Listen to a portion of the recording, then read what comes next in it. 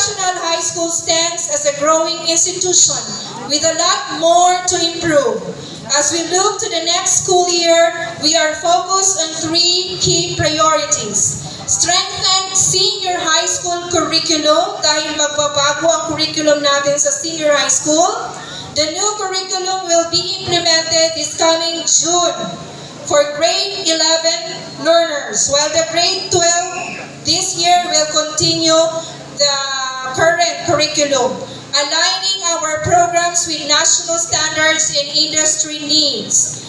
Enhance instructional tools. We will upgrade our faculty room and procure another TV sets for all classrooms, plus additional printers for teachers to further elevate teaching and learning experiences. Improve school infrastructure. Another renovation for our school gate to enhance aesthetics and ensure safe access to our premises for all the members of our senior high school community. The State of Wright National High School Senior High School Department is vibrant and progressing.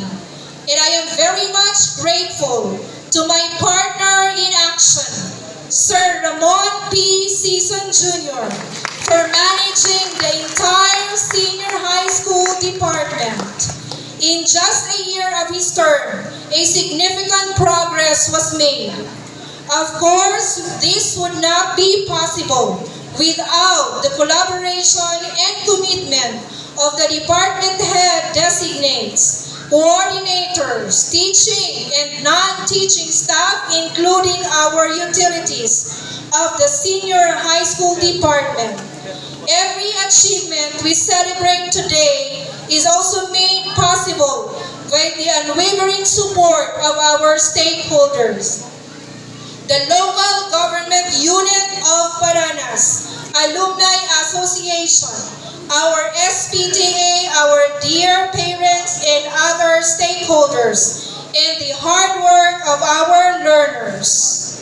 As we move forward, let us continue to work hand in hand to build a school where every learner is equipped to lead with competence and character.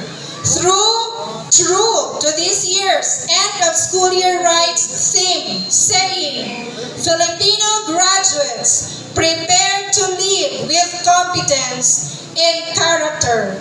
Pilipinong nagsipag tapos, handang mamuno ng may kakayahan at mabuting pagkatao.